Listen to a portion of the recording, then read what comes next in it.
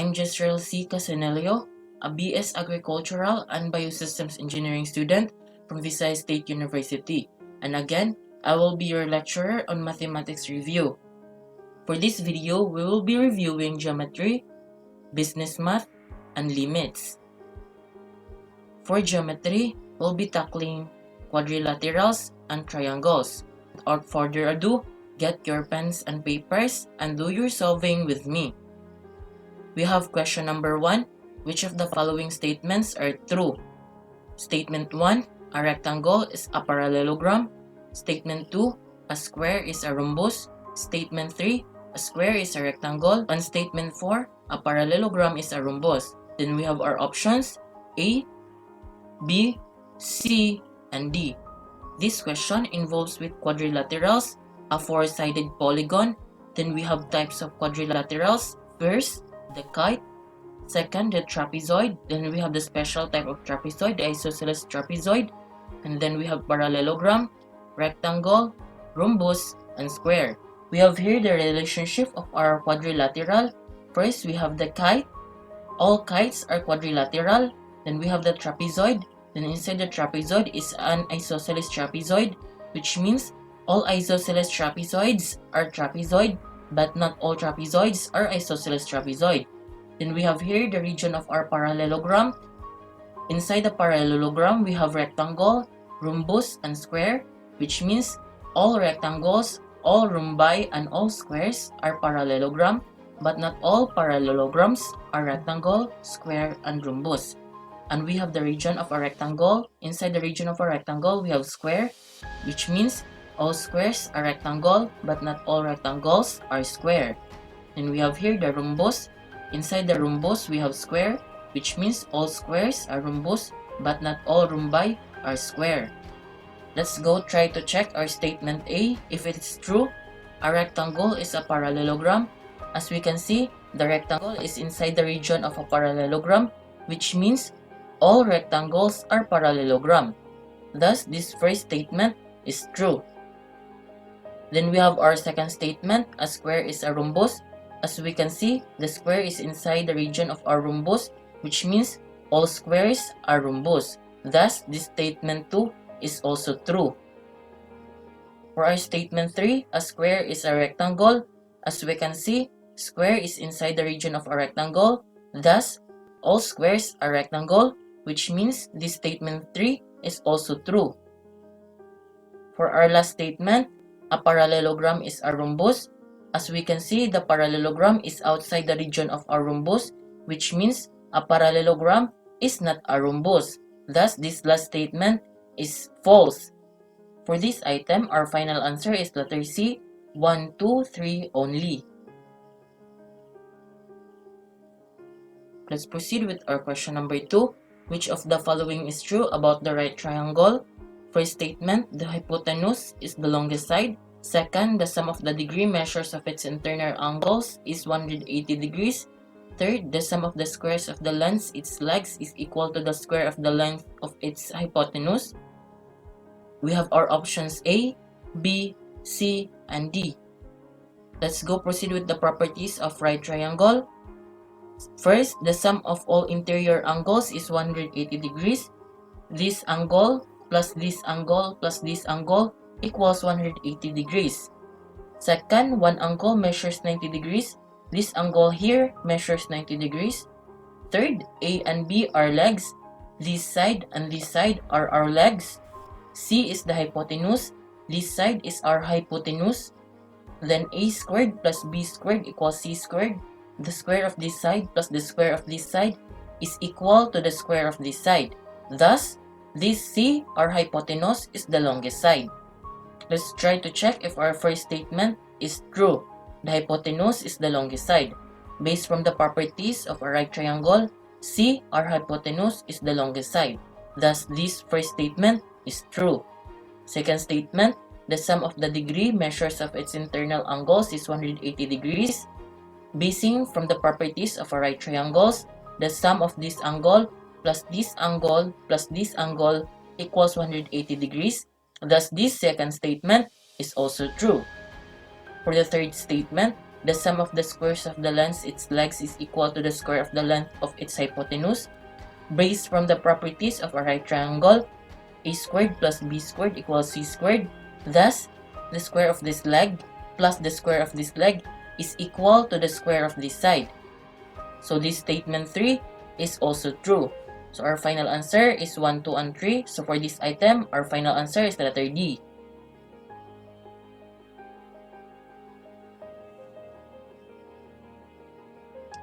Let's proceed with our question number 3.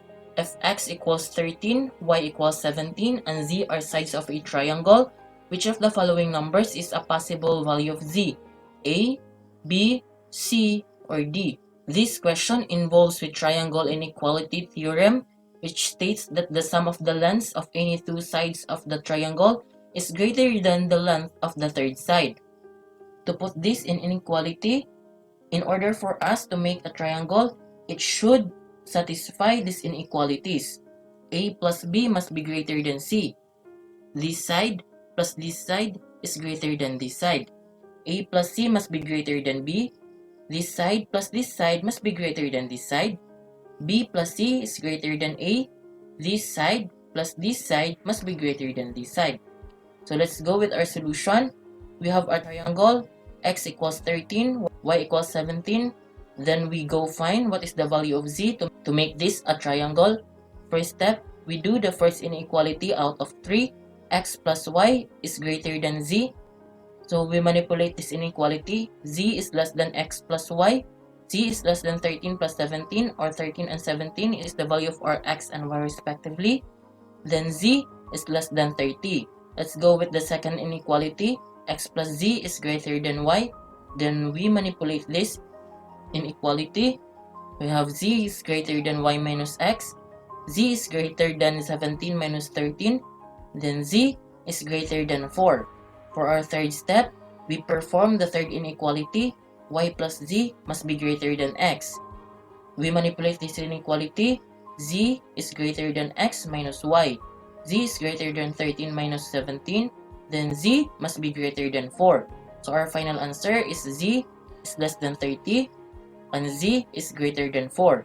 We can neglect this answer because no sides of a triangle are negatives. So the value of z to make a triangle is less than 30 and greater than 4. To put this in words, our answer must be between the range of 30 and 4. So for this item, our final answer is letter D, wherein the value of z is 29.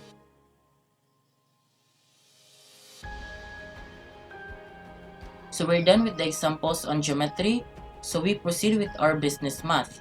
We'll be tackling on problems involving money, simple interest, and future value in simple interest. We have the first question.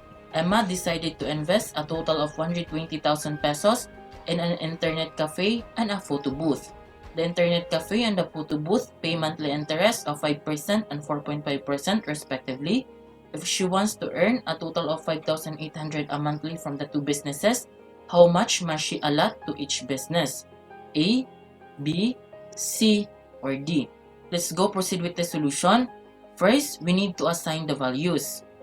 Let X be the allotted money for the internet cafe and Y be the allotted money for the photo booth. Second step, we set the equation. As stated in the problem, Emma decided to invest a total of 120,000 pesos in an internet cafe and a photo booth. So our equation is just look like this. X plus Y equals 120,000. The allotted money for the internet cafe plus the allotted money for the photo booth equals 120,000. And stated also in our problem, the internet cafe and the photo booth pay monthly interest of 5% and 4.5% respectively. And she wants to earn a total of 5,800 a month from the two business. So our equation is just this. 0.05x plus 0.045y equals 5,800. 0.05 is our interest for the internet cafe times the allotted money for the internet cafe plus 0.045, the interest rate of our photo booth times the allotted money for the photo booth equals 5,800. So this is just a system of linear equation involving two unknown variables. Third, we solve this by substitution method. X plus Y equals 120,000 we manipulate this to become this one. X equals 120,000 minus y. This negative y is just transposing this y to other side. Then we have 0.05x plus 0.045y equals 5,800. We multiply this equation with 100 in order for us to perform the operations easier. So it becomes this one. 5x plus 4.5y equals 580,000. 100 times 0.05x equals 5x. 100 times 0.045y equals 4.5y. And 100 times 5,800 equals 580,000. We already have the value of our x, which is 120,000 minus y. Then we substitute this in here. Times 120,000 minus y, our value of x, plus 4.5y equals 580,000. 5 times 120,000 equals 600,000. 5 times negative y equals negative 5y, plus 4.5y equals 580,000. Let's go perform like terms. Negative 5y plus 4.5y equals 580,000 minus 600,000. This negative 600,000 is just transposing this 600,000 to other side. Negative 5y plus 4.5y equals negative 0.5y. And 580,000 minus 600,000 is equal to negative 20,000. And divide both sides by negative 0.5. So we have the value of y equals 40,000. Let's go find the value of x. We have x equals 120,000 minus y. Then we already have the value of y, which is 40,000. So we substitute our y, 40,000. X equals 120,000 minus 40,000. Then x equals 80,000. So our final answer, x, the allotted money for the internet cafe, is 80,000. And y, the allotted money for the photo booth, is 40,000. For this item, our final answer is letter C.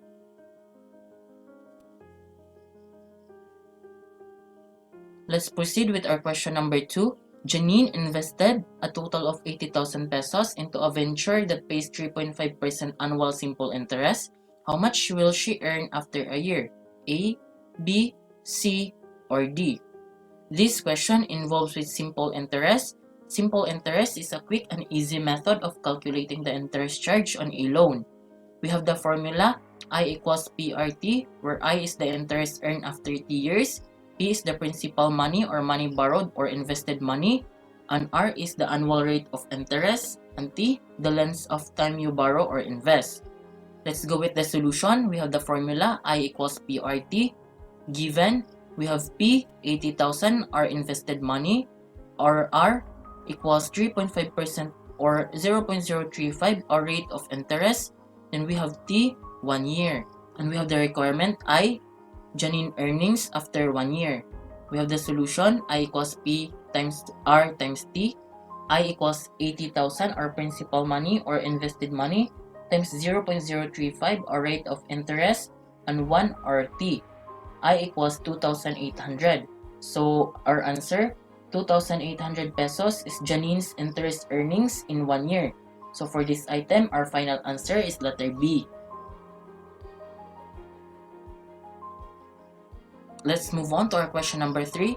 Given the following investment opportunities with simple annual interest rates and duration, first investment, 10% per annum for 5 years. Second investment, 13% per annum for 4 years. What is the better investment opportunity and why? A, B, C, or D? Let's go with the solution. We have the formula I equals P times R times T. We let P be 500 pesos, be our investment. Then let's go try and analyze for our first investment. 10% per annum for 5 years. We have I equals PRT. I equals 500 times 0.1 times 5. Then we have I equals 250. For our second investment, 13% per annum for 4 years. We have I equals PRT. I equals 500 times 0.13 times 4. We have I equals 260. So our analysis, for first statement, the total interest earned on investment of 500 is 250 pesos for 5 years. For the second statement, the total interest earned on investment of 500 pesos is 260 pesos for 4 years. Thus, our answer, the better opportunity is the investment 2, wherein the total interest earned is higher. For this item, our final answer is letter D. The better investment is investment 2 because the total interest earned is higher. Let's move on to our last question on business math. A farmer borrowed a total of 100,000 pesos from a cooperative with an annual simple interest rate of 10%. Which of the following computation shows the amount the farmer owes the cooperative after 2 years? A, B, C, or D? This question involves with future value in simple interest. Then we have the formula A equals P times 1 plus R times T, where A is future value, P is the principal or initial value, R is the annual rate interest, and T is the time in year. Let's go with the solution. We have the formula A equals P times 1 plus R times T. Given our P is 100,000, our R is 10% or 0.10, our T is 2. And the requirement, we have to find A, the farmers owe to the cooperative after 2 years. The solution, A equals P times 1 plus R times T. Then A equals 100,000. 100,000 is our principal money or the borrowed money, times 1 our constant, plus 0.10 our rate of annual simple interest, times 2 our time in year. Then we have A equals 100,000 times 1 plus 0.20. Then A equals 100,000 times 1.20. Then we have A equals 120,000. So our answer, 120,000 pesos is the farmers owe to the cooperative after 2 years. So for this item, our final answer is letter C. So we're done with the examples on business math. Then we proceed with our limits, where we'll be finding the limit of the function. First question, evaluate the limit of this function, the limit of x squared plus x minus 6 over x plus 3 as x approaches negative 1. A, 3, B, negative 3, C, negative 4, or D, 4. In solving the limit of a function, first, check if the direct substitution method is applicable. Second, if not, find ways in order for the function will not become undefined. And third, proceed with direct substitution method if the function is not undefined. We have the solution by direct substitution method. The limit of x squared plus x minus 6 over x plus 3 as x approaches negative 1 will let x be negative 1. Then we direct substitute our negative 1 on our x, negative 1 squared plus negative 1 minus 6 over negative 1 plus 3. So 1 minus 1 minus 6 over negative 1 plus 3. So we have 1 minus 1 is 0, minus 6 is negative 6. Negative 1 plus 3 is 2. Thus, negative 6 over 2 is negative 3. For our answer, the limit of this function is negative 3. So for this item, our final answer is letter B. Let's proceed on our last question on limits. Evaluate the limit of this function, the limit of x squared plus 6 minus 6 over x plus 3 as x approaches negative 3. A, B, C, or D? First, we try to check if the direct substitution method is applicable. The limit of x squared plus x minus 6 over x plus 3 as x approaches negative 3. Then we let x be negative 3.